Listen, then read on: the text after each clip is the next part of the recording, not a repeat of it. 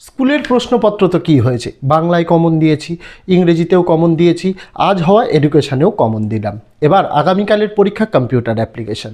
এই কম্পিউটার অ্যাপ্লিকেশানে 100% কমন পাওয়ার জন্য আজকে তোমাদের সাজেশান তোমাদের বলে দেবো। তবে সাজেশানের থেকে বেশি জরুরি যেটা, সেটা হচ্ছে বোর্ডের নমুনা প্রশ্নপত্রের সমাধানটা আগে ভালোভাবে তৈরি করে নেওয়া।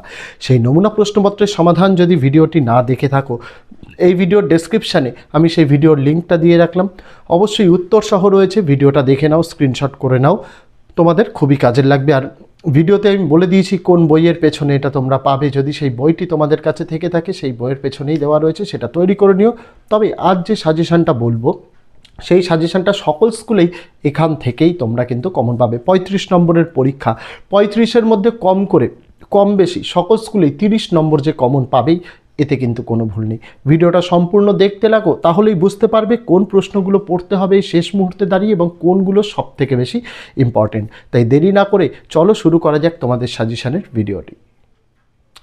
প্রথমে তোমাদের আগে বলে দিই, কম্পিউটার অ্যাপ্লিকেশানে মোট তোমাদের 3টে অধ্যায় রয়েছে। প্রথম অধ্যায় ডেটা স্ট্রাকচার, সেকেন্ড অধ্যায় নেটওয়ার্কিং, থার্ড অধ্যায় এথিক্স, সাইবার এথিক্স যেটাকে বলা হয়। তো এই 3টে অধ্যায় থেকেই আমি চ্যাপ্টার ওয়াইজ বলে দিচ্ছি। প্রথমে ভালোভাবে শুনতে লাগো, আমি তোমাদের বলে দিচ্ছি। প্রথম অধ্যায় যেটা, সেটা হচ্ছে ডেটা স্ট্রাকচার। ডেটা স্ট্রাকচার থেকে প্রথমেই যেটা পড়তে হবে, ডেটা স্ট্রাকচারের যে প্রকারভেদটা রয়েছে, অর্থাৎ linear data structure, non linear data structure, এগুলোর সংজ্ঞাও যেমন পড়তে হবে, সবথেকে বেশি ইম্পর্টেন্ট এর পার্থক্য আর বৈশিষ্ট্য। অর্থাৎ লিনিয়ার নন লিনিয়ারের যদি পার্থক্যটা তোমাদের করা থাকে, তাহলেই ওখান থেকেই তোমরা বৈশিষ্ট্যটাও কিন্তু লিখে দিতে পারবে। নেক্সট পড়তে হবে পুশ ও পপ অপারেশন কাকে বলে, আর পুশ পপ অপারেশনের পার্থক্যটাও তোমাদের কিন্তু পড়ে রাখতে হবে। তারপর অ্যারে আর তোমাদের কিউই, অ্যারে আর কিউই ব্যবহারের সুবিধাগুলো তোমাদের পড়তে হবে। তারপর রিকারশন পড়তে হবে, খুব ইম্পর্টেন্ট। রিকারশন কি, রিকারশনের সুবিধা অসুবিধা, অসুবিধা মানেই মনে রাখতে হবে কিন্তু ত্রুটি। নেক্সট পড়তে হবে সার্চিং ও সর্টিং কি, ঠিক আছে, আর পাশাপাশি সার্চিং সর্টিংয়ের পার্থক্যটাও করে রাখতে হবে। তারপর বাবল সর্টে সোয়াপ আর পাস এর ভূমিকা কি, খুব ইম্পর্টেন্ট। নেক্সট অ্যারে ও স্ট্যাক এর মধ্যে পার্থক্য করতে হবে। তারপর আরও একটা পার্থক্য করতে হবে, স্ট্যাক ও কিউই এর মধ্যে পার্থক্য। তারপর করতে হবে দু ধরনের সার্চ হয় তোমাদের, লিনিয়ার সার্চ আর বাইনারি সার্চ। লিনিয়ার সার্চ আর বাইনারি সার্চের পার্থক্যটা পড়লেই সমস্তটা তোমাদের কভার হয়ে যাচ্ছে।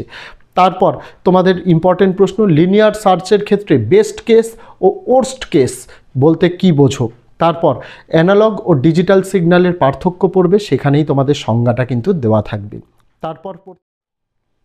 তারপরের যে প্রশ্নটা খুবই ইম্পর্টেন্ট, একেবারে প্রশ্নটা ভালো করে শুনে নাও। সিমপ্লেক্স, হাফ ডুপ্লেক্স আর ফুল ডুপ্লেক্স, এই 3টের পার্থক্য পড়তে হবে। কিন্তু পরীক্ষায় 3টেই পার্থক্য একসাথে দেবে তা কিন্তু অনেক, তোমাদের এরকমও দিতে পারে ডুপ্লেক্স হাফ ডুপ্লেক্সের মধ্যে পার্থক্য লেখো, এরকমও দিতে পারে। খুব ইম্পর্টেন্ট এই প্রশ্নটা। তারপর তোমাদের পড়তে হবে ক্লায়েন্ট সার্ভার নেটওয়ার্ক আর পিয়ার টু পিয়ার নেটওয়ার্ক এর সুবিধা অসুবিধা আর পার্থক্যটা, অর্থাৎ ক্লায়েন্ট সার্ভার আর পিয়ার টু পিয়ার নেটওয়ার্কের সুবিধা অসুবিধা পার্থক্য পড়তে হবে। তারপর পড়তে হবে বেস ব্যান্ড ও ব্রডব্যান্ড নেটওয়ার্কের পার্থক্য।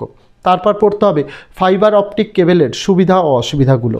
তারপর পড়তে হবে টুইস্টেড পেয়ার কেবেল আর ফাইবার অপটিক কেবেলের মধ্যে পার্থক্য। তারপর পড়তে হবে এখান থেকে মোডেম কি, খুব ইম্পর্টেন্ট মোডেম। পাশাপাশি যদি সময় থাকে ইথারনেট কার্ডটা আর যে 45 কেবিলের বৈশিষ্ট্য, এটাও দেখে নিও। তারপর যে কোশ্চেনটা আসার সম্ভাবনা খুবই বেশি, সেটা হচ্ছে রিপিটার, হাব ও সুইচ কি, এই 3টে খুব ইম্পর্টেন্ট, একটি দেবে। তারপরে এই ছিল ফার্স্ট চ্যাপ্টার, এগুলো তোমাদের করতে হবে। তারপর চলে আসবো চ্যাপ্টার 2 নেটওয়ার্কিংয়ের দিকে। নেটওয়ার্কিং থেকে যে কোশ্চেন সব থেকে বেশি ইম্পর্টেন্ট, সেটা হচ্ছে ল্যান মানে লোকাল এরিয়া নেটওয়ার্ক, ম্যান, তারপরে ওয়্যান, এই 3টের সুবিধা অসুবিধা করে রাখতে হবে, পাশাপাশি পার্থক্যও দেখে রাখতে হবে। তারপরে যে কোনো একটা টোপোলজির তোমাদের সুবিধা অসুবিধা আসবেই।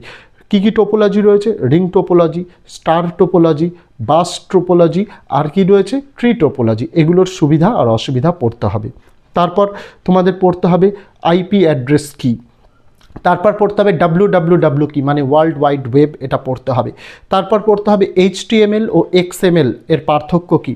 তারপরে একটি প্রশ্ন আসার সম্ভাবনা বেশি, class A, class B, class C IP অ্যাড্রেসের বৈশিষ্ট্য। তারপর পড়তে হবে খুব ইম্পর্টেন্ট URL কি, একই সাথে আইএসপি কি মানে ইন্টারনেট সার্ভিস প্রোভাইডার এটা পড়তে হবে, পাশাপাশি সার্চ ইঞ্জিন কি তার উদাহরণও পড়তে হবে। সার্চ ইঞ্জিনের মধ্যে গুগল ক্রোম রয়েছে, মজিলা ফায়ারফক্স রয়েছে, ইন্টারনেট এক্সপ্লোরার রয়েছে, সাফারি রয়েছে, এগুলো মাথায় রাখতে হবে। নেক্সট তোমাদের পড়তে হবে ওয়েব ব্রাউজার কি উদাহরণ দাও। তারপর পড়তে হবে HTML এ কন্টেনার ট্যাগ, এমটি ট্যাগ আর বিআর ট্যাগ এর কাজ কি। তারপর করতে হবে কোনো টেক্সটকে রেড কালার করার সিনট্যাক্স কি। HTML এর কোনো টেক্সটকে রেড কালার, যে কোনো কালারই বলতে পারে, রেড কালার আমি একটা এক্সাম্পল দিয়ে বোঝাচ্ছি করার সিনট্যাক্স কি। তারপর HTML কোড ব্যবহার করে H2O বা A² + B² এগুলো লিখতে হবে, অর্থাৎ HTML কোড ব্যবহার করে বিভিন্ন রকমের সংকেত হোক, বিভিন্ন রকমের ফর্মুলা, এগুলো কিন্তু লেখার জন্য কোনো একটি প্রশ্ন আসতে পারে। এই ছিল চ্যাপ্টার 2 থেকে যে প্রশ্নগুলো পড়তে হবে সেগুলো তোমাদের বলে দিলাম। এবার আসা যাক তোমাদের থার্ড চ্যাপ্টার এবং লাস্ট চ্যাপ্টার এথিক্স। এই এথিক্স থেকে মানে যেটাকে ডিজিটাল ফুটপ্রিন্টসের চ্যাপ্টার, প্রথমেই পড়তে হবে ডিজিটাল ফুটপ্রিন্টস কি।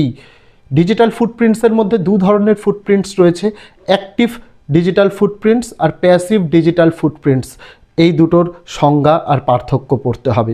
তারপর তোমাদের পড়তে হবে ডিজিটাল ফুটপ্রিন্টসের ব্যবহার কি। তারপর পড়তে হবে VPN এর ব্যবহার করতে হবে। তারপর তোমাদের পড়তে হবে সাইবার এথিক্স কি। তারপরের কোশ্চেনটা গোটা 5-এ আসার সম্ভাবনা বেশি, বজ্র বা ইলেকট্রনিক ওয়েস্ট কি। তারপর এগুলি কেন ক্ষতিকারক আর কিভাবে এগুলোকে ম্যানেজ করা হয় সেটা সম্পর্কে কিন্তু লিখতে হবে।